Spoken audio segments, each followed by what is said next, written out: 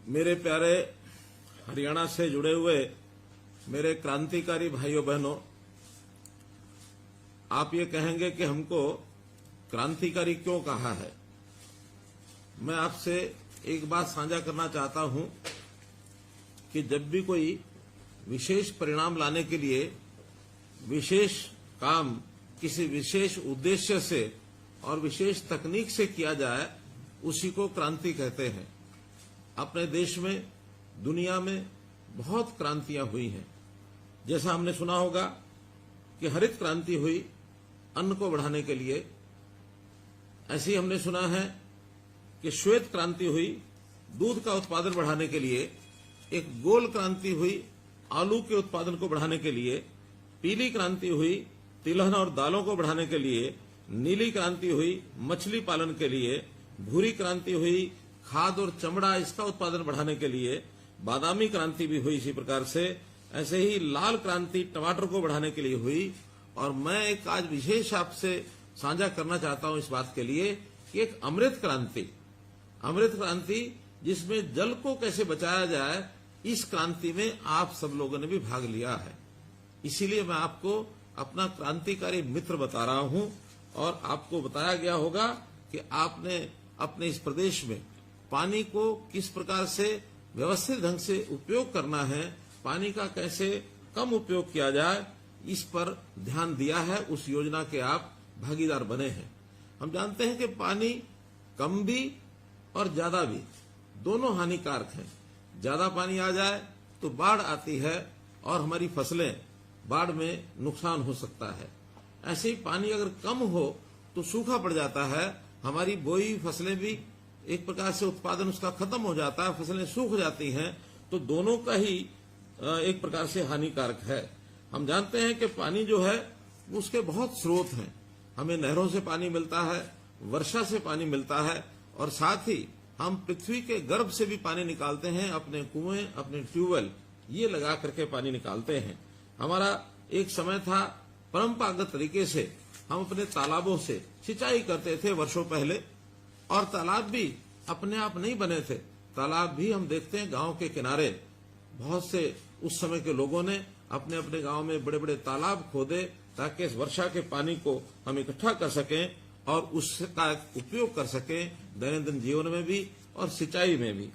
अब इस प्रकार का एक समय अब आया है, हमको इन सब चीजों पर ध्यान करना होगा कि समय के हिसाब से चीजें अब बदल गई हैं, क्योंकि अब पानी का उपयोग, ये अंधाधुंध पानी का उपयोग होने लगा है। हमें खेती के लिए भी पानी चाहिए, हमें पीने के लिए भी पानी चाहिए, हमें दैनंदिन जीवन में जो पानी है उस पर भी बहुत उपयोग उसका होने लगा है। उद्योग के लिए भी पानी जो है वो हमको चाहिए, और पानी निरंतर कम होता जा रहा है। एक प्रकार का अगर कहें कि जैसे मौसम में बदलाव हो रहा है, वैसे वर्षा भी अब अनिश्चित हो गई है। समय के अलावा आगे पीछे वर्षा होती है जिसका नुकसान होता है। अभी इन्हीं दिनों में वर्षा के ज्यादा होने से हमारी फसलें कितनी खराब हुई हैं। तो इन सब बातों का जब ध्यान करते हैं तो हमें पानी बचाने का एक विचार ये जरूर आता है। हम जानते हैं जल, जंगल और जमीन, ये तीनों चीजें हमारे जीवन का आधार है, और इन तीनों पर हमको चिंता करनी चाहिए। और जब चिंता करने की बात आई तो उसमें से एक विचार आया कि आखिर पानी का सदुपयोग कैसे किया जाए, पानी को कैसे बचाया जाए। जैसा हम देखते हैं कि पानी खेती के लिए सबसे ज्यादा पानी धान में उपयोग होता है, गन्ने में उपयोग होता है। इस पर हमने एक नया विचार जो आपके सामने मैं रखने वाला हूं, लेकिन उससे पहले कुछ और चीजें ये ध्यान आपको मैं कराऊंगा कि पानी जमीन के अंदर से हम दोहन करते हैं तो जमीन धीरे धीरे पानी उसका खत्म होता जा रहा है और इससे जमीन बंजर होती जा रही है। पानी जमीन के लिए उसी प्रकार का एक मैं कहूंगा कि एक पानी की मात्रा जैसे शरीर में खून होता है। अगर हट्टा कट्टा रिष्ट पुष्ट बलशाली शरीर, उसमें से खून की कमी हो जाए तो शरीर क्षीण होता चला जाता है, कमजोर होता चला जाता है, शरीर में ताकत नहीं रहती है। ऐसा ही अगर हम जमीन में सोचते हैं तो जमीन का जब पानी हम एक सीमा से अधिक निकालते हैं तो जमीन भी धीरे धीरे गैर उपजाऊ हो जाएगी, बंजर हो जाएगी। एक प्रकार से मरुस्थल और रेतीला इलाका वो भी पानी के कमी के कारण से होता है। उसमें से ही ये सब विषय हमको ध्यान में आए कि हम पानी का किस प्रकार से उपयोग ठीक करें। और इसके लिए जब पानी की कमी महसूस हुई पानी जमीन में बहुत नीचे जाने लगा तो डार्क जोन का एरिया ये घोषित हुआ। सेंट्रल वाटर कमीशन, केंद्र का जल आयोग, उन्होंने भी हमारे प्रदेश के 36 ब्लॉक उनको डार्क जोन घोषित कर दिया है। एक रिपोर्ट के अनुसार हमारे 7,287 गांव, जिसमें 3,041 के अंदर पानी की कमी महसूस की गई है और 1948 तो ऐसे हैं जो गंभीर संकट में आ गए हैं। उन जगह पर तो पानी 30 मीटर से भी ज्यादा नीचे चला गया, अर्थात 100 फुट से भी ज्यादा।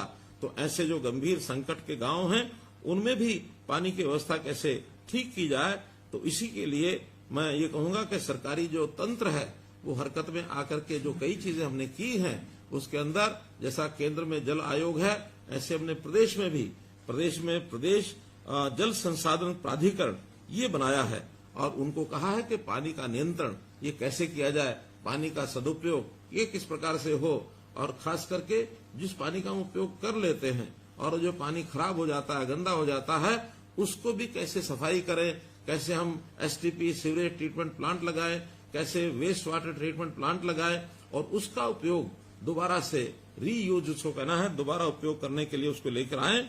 आपकी जानकारी के लिए हमने करोड़ों रुपए लगा करके 200 एसटीपीज लगाए हैं और इसका लगभग 700 क्यूसेक पानी ये हम इसको दोबारा से उपयोग कर रहे हैं और इसमें चाहे वो हमारी इंडस्ट्री में काम आता है, चाहे वो बागवानी में काम आता है, खेती में सिंचाई के लिए भी उसका उपयोग कर रहे हैं। तो एक बड़ी जिसको कहना चाहिए बड़े कदम इसके लिए उठाए जा रहे हैं। और इस नाते से दूसरा जो ज्यादा चिंता का विषय है वो जमीन के अंदर का पानी। जमीन के अंदर के पानी को पूरा करने के लिए पहले हमारे तालाब थे वो भी उपयोगी होते थे, जमीन में पानी को रिचार्ज करके नीचे सतह पर पहुंचाते थे। जमीन पोरस भी होती थी, जमीन के अंदर जैसे केचुए उस समय खेती में काम करते थे, वो जमीन को उसको जो पोरस कर देते थे और उसमें पानी जो है नीचे जमीन में चला जाता था। लेकिन अब हम देखते हैं जैसे केमिकल का जो खाद हमने उपयोग करना शुरू किया है, तब से मिट्टी की परतें, ऊपर की परतें और वो सख्त होती जा रही हैं और वो ठोस हो गई हैं। सख्त होने से जमीन में वर्षा का पानी भी जो है वो रिसता नहीं है, तो उस रिसाव के ना होने के कारण से नीचे पानी नहीं जा रहा है। हमने इसके लिए कुछ प्रयोग करने शुरू किए हैं, जैसे रिचार्ज वेल, जैसे पानी जमीन के अंदर वर्षा के दिनों में कैसे जा सके, लगभग 1000 रिचार्ज वेल ये हमने बनाए हैं। इसी प्रकार नई झीलें और जो पुरानी झीलें हैं और तालाब हैं उनको साफ करने का काम, नई झीलें बनाने का काम ये हमने किया है। इसके लिए हरियाणा में तालाब प्राधिकरण ये भी हमने बनाया है। लगभग 8000 तालाब हैं, उसको कैसे स्वच्छ किया जाए, कैसे उसकी सुंदरता बढ़ाई जाए, कैसे उसके पानी का उपयोग माइक्रो इरिगेशन के नाते हम उपयोग कर सकते हैं। तो इस प्रकार से ये सारे कदम और हमने उठाने शुरू किए हैं। मित्रों, पानी जो है वो बचाना बहुत जरूरी है। जैसे बताया कि पानी के बिना जमीन सूनी हो जाएगी। हम हमेशा अपनी जमीन को बचाने का काम करते हैं, इकट्ठा करने का काम करते हैं, सपने लेते हैं कि हमारे बाद हमारे बच्चों के वो जमीन काम आएगी, वो जमीन हमारी जायदाद है और उस जमीन को हम अपनी विरासत मानते हैं। लेकिन भूलिए मत कि जमीन के साथ पानी ये भी हमारी विरासत है। अगर पानी के बिना जमीन हमने दी तो उसका कोई उपयोग नहीं हो पाएगा। इसलिए हमने इस कार्यक्रम को शुरू किया जिसका नाम दिया हमने मेरा पानी मेरी विरासत। और मेरा पानी मेरी विरासत के अंतर्गत जो योजना बनाई गई वो यही बनाई गई है कि हम कैसे इस पानी का उपयोग, इसका प्रबंधन ये हम कैसे ठीक करें। और ठीक करने के लिए हमने जैसे कहा कि धान की खेती, ये धान ऐसी फसल है और गन्ना खास करके इस प्रकार की फसल है कि सबसे ज्यादा पानी धान में और गन्ने में लगता है। एक तो हमारे मित्र ऐसे हैं जो हमारे ध्यान में आए, उन्होंने अपने खाने में चावल खाना छोड़ दिया। और क्यों छोड़ा?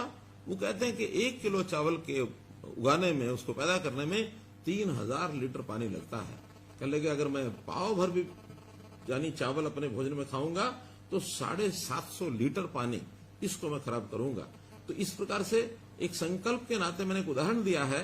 लेकिन क्या हमारा किसान ये अपनी खेती में विविधीकरण करके अन्य फसलों का उपयोग यानी पैदावार करके क्या उसका पानी का बचाव नहीं कर सकता? निश्चित कर सकता है। जब बातचीत हुई तो हमारे किसानों ने कहा कि हमारी थोड़ी आमदन घटेगी।